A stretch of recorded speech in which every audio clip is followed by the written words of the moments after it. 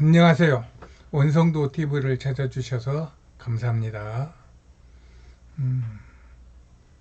오늘의 제목은 중국몽, 한국몽입니다. 차이나 드림, 코리안 드림. 예.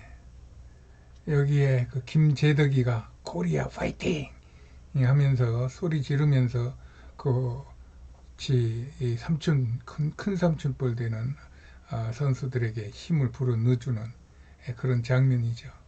아주 너무 감동적이고 대한민국의 진면모를 보여주는 것 같아서 저는 참 그 뒤로 이 아이를 좋아하게 됐고 이 사진을 좋아합니다. 대한민국을 사랑합니다. 코리아 파이팅! 그런데 막상 우리나라 대통령은 중국한테 너무 이렇게 저자세예요. 지난번 중국 가서 연설할 때 한 연설인가 본데 중국은 높은 산봉우리 같은 나라, 한국은 작은 나라. 그래서 우리는 중국몽을 함께 할 것이다. 중국을 바라보며 나아갈 것이다. 이런 얘기 아닙니까? 정말 속상합니다. 이 대통령의 어떤 행차는 그 국민의 주인이 된, 그 국가의 주인이 된 그런 국민의 행차와 같습니다. 그러니까 대통령 말 한마디가 내가 말하고 싶은 말이 되는 거고, 대통령이 받는 대우가 내가 받고 싶은 대우가 되는 건데, 이런 면에서 정말 우리 문 대통령은 국민에게 잘못하는 게 너무 많아요. 중국은 실상 뭐 인류 4대 문명이니 뭐니 하면서 아주 뭐 크게 뭐나 있는 것처럼 하는데, 사실은 그 역사를 들여다보면은 이게 너무 속이 허해요. 차 있는 게 없어요. 뭐 여기 요순 시대라고는 하는데, 요순 시대는 있다고 말을 하는데 그 요왕 순왕이 없어요. 뭐 있다고는 말을 하죠. 요왕 순왕이 있는데 뭐를 잘했냐? 뭐 황하를 잘 다스렸다. 뭐 이런 정도입니다. 그가 나라를 세우면서 어떤 국가 건국 이념을 가지고 그 후대 자손 만대까지 그 이념이 흘러내려갈 수 있도록 해준 그런 근거도 없고, 또 역사적인 어떤 사실도 없고 아무것도 없어요. 여러분들이 요순을 찾아보면 나올 겁니다. 뭐 보이는 게 없고 잡히는 게 없어요. 그러니 할 수 있는 건 그냥 억지로 만들어낸 그런 그 시나리오밖에 없는 거예요. 그래서 요순 시대, 저도 뭐 별로 할 게 없어서 이게 무슨 책인 것 같은데 이 책 표지만 이렇게 올려놨습니다. 요순에 대한 위키백과에 나온 이야기를 정리하면 이렇습니다. 요순은 중국 신화 속 군주로 현재까지 역사적으로 실존성은 정확히 밝혀진 바가 없다. 다만 중국의 선사 시대에 있었을 것으로 규정한 국가 비슷한 자료로 사용된다고 말한다. 그러니 민족도 애매하고 건국 이념도 애매하다. 이건 제 말입니다. 한족의 원류가 되는 중화민국이라고 말할 때 쓰이는 화족은, 중화할 때 화죠. 그래서 중화민족이라는 것은 이 화족이 중심이 되어서 세계를 다스릴 수 있는 민족, 뭐 이런 얘기입니다. 이 화족은 오랜 동안 뭐 흉노, 선비, 몽골인의 지배를 받은 혼혈 민족으로 위키피디아는 말하고 있습니다. 이게 제가 말하는 게 아니라 그래도 구글이라고 하는 어마어마한 그런 세계 제1의 기업이 정리해서 발표한 내용이라는 것입니다. 그 넓은 땅에서 수많은 부족들이 서로 갈리고 사분 오열되고 그렇게 해서 서로 이 땅이라고 다툴 때 진시황이 이들을 끌어모아 진나라를 세워서 스스로 이제 황제가 됐지 않습니까?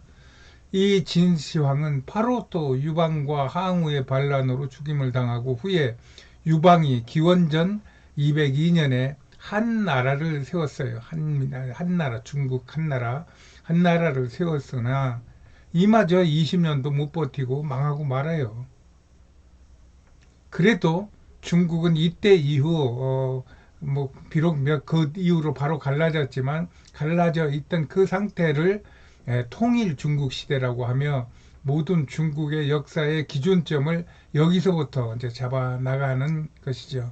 그래서 이름도 뭐 한나라, 민족 이름도 한으로 하여 부르니 이때가 우리나라로는 그 부여, 고구려 이전의 부여의 시절이었고 아마 신라보다 약 100년 정도 빠른 시기에 있었던 이야기입니다.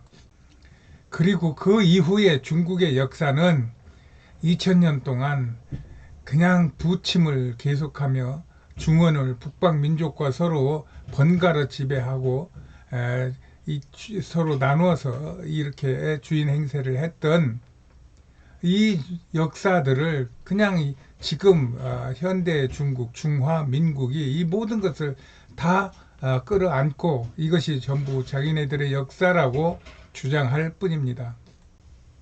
그러다가 요즘 들어 고고학의 발달로 그 유물이나 유적이나 또 그 인골들을 유전학적으로 분석해 본 결과 이게 중국 이야기가 이게 억지였다. 그동안 뭐 수백 년 동안 자기네들 거라고 이렇게 역사를 만들고 가르쳤던 이 역사가 잘못된 역사였구나 하는 것을 중국이 스스로 알게 됐어요.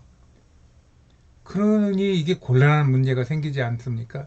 그래서 지금 중국이 항상 지금 역사 그 대바꾸기, 역사 개조의 작업을 지금 하고 있는 것이고 그 가지에 뭐 동북 공정이니 서북 공정이니 무슨 뭐 티베트 공정이니 뭐 이런 공정이라는 이야기가 뻗쳐 나가는 것입니다. 중국은 현재 자기네 나라, 자기네 국사를 뒤바꾸느라고 지금 정신을 못 차리고 있는 그러한 입장입니다.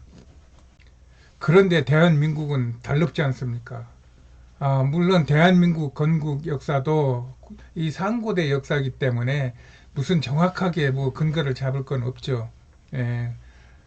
그래서 뭐 신화라고도 했다, 설화라고도 했다, 어떤 사람들은 진짜라고도 했다, 이렇게 말이 많아요. 그렇지만 중국하고 다른 것은 우리나라는 그래도 초등학교만 나오면 우리나라 역사는 고조선이 단군에 의하여 BC 2330년에 배달 민족이 홍익 인간의 건국 이념을 가지고 시작되었다. 이 정도는 초등학교만 나오면 다 알고 별로 의심도 안 하고 흔들리지도 안 하고 누가 물어보면 아는 대로 대답하면 이렇게 나온다 이 말입니다.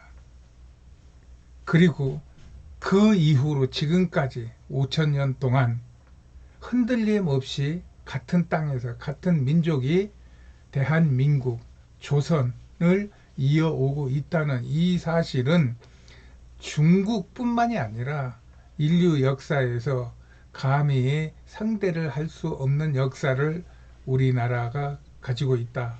저는 늘 이렇게 말하곤 합니다. 이런 국가를 가지고 있는 국민들은 얼마나 자랑스러운 국민이겠습니까? 그러니 저놈 그 김재덕이가 코리아 파이팅 하고 외치는 게 외칠만 하지 않습니까? 걔가 세계적으로 그때 당시 금메달을 따서 더 그것이 빛나는 거지만 금메달을 못 땄다 하더라도 그거보다 그 더 값지고 그거보다 더 깊이가 있고 중요한 의미가 있는 대한민국이라는 것입니다. 어디에서든지 파이팅을 해줄 수 있는 대한민국입니다. 중국은 또 근현대사에서도 뭐 아편전쟁, 뭐 의화단 사건, 또 청일전쟁, 또 2차 대전 이런 것들을 통하여서도 2차 대전은 조금 얘기가 다릅니다만 아편전쟁, 의화단 사건, 그 다음에 청일전쟁 이런 것들을 통해서 안방에서 그저 그 외래인들이 외국인들이 쳐들어와서 지네 안방에서 그냥 온갖 일을 저질러도 그냥 꼼짝없이 눈만 멀뚱멀뚱 뜨고 당했던 나라가 중국입니다. 이거는 우리가 좀 분명하게 아는 사실이고 이거보다 조금 깊이 들어가 보면은 중국이 그 지금 자기네들이 이야기하고 있는 중국 땅을 통일해 본 적도 별로 없고 그 화족 중국 민족이 그것을 자기 나라로 다스려 본 지가 별로 없고, 또 전쟁을 해서도 주로 패하는 이런 역사를 가지고 있는 슬픈 중국입니다.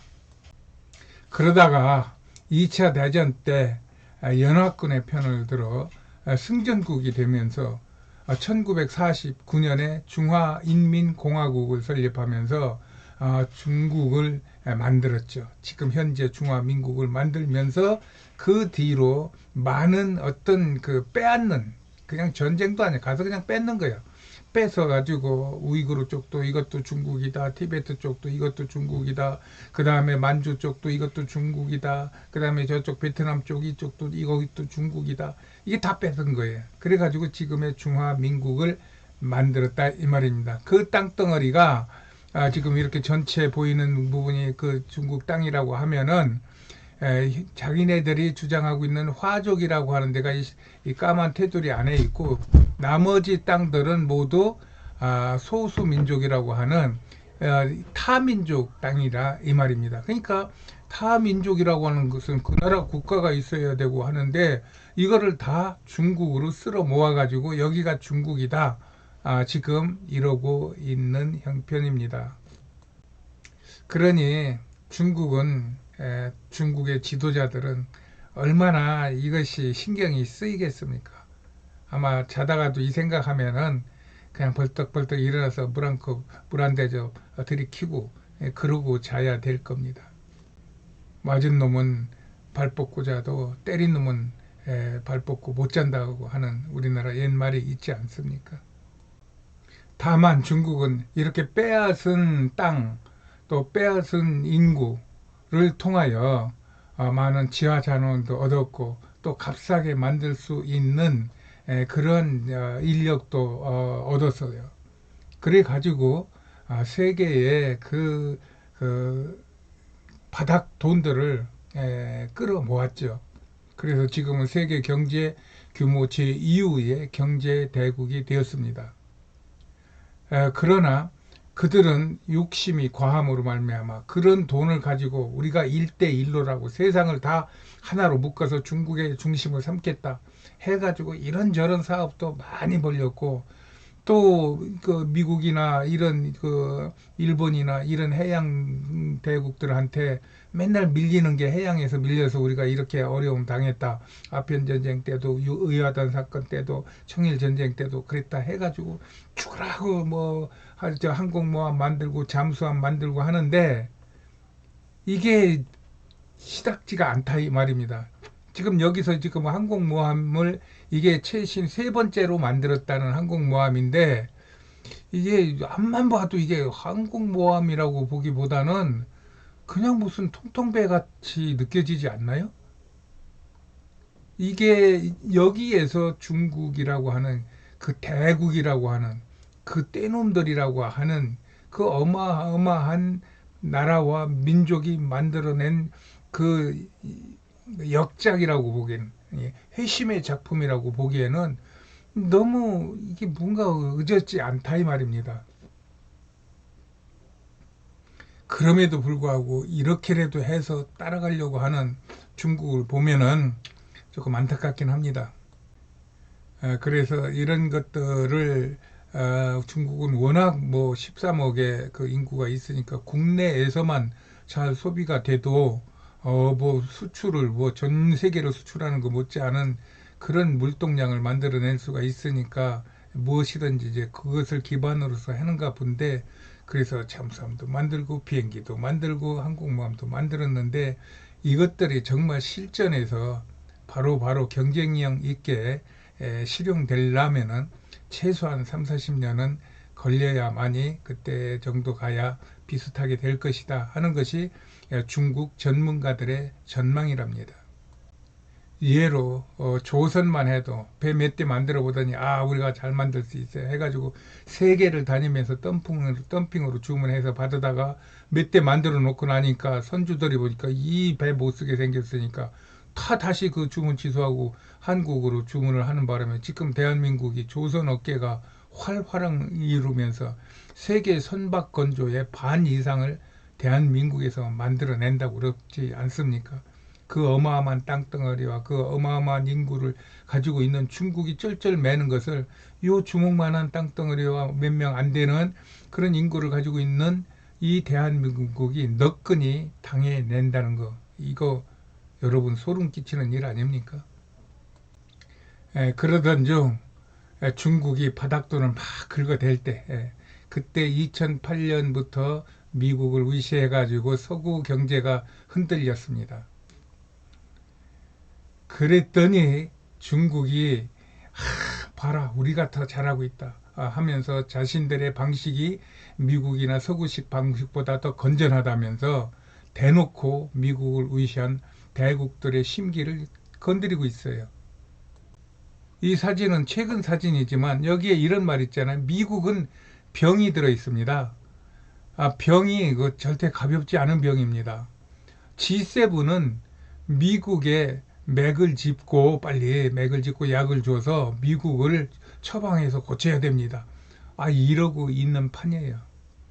그러니까 온 세계인들이 이번 G7에서도 빼놓고 또 무슨 세계 기구를 만들 땐 중국은 다 빼놓고 또 각종 무슨 인권이니 무슨 환경이니 무슨 민족이니 이런 얘기를 걸어가지고 미국만 공격하는 게 아니라 전 세계 국가 영향력 있는 국가들이 지금 중국을 공격해 대고 있는 것 아닙니까?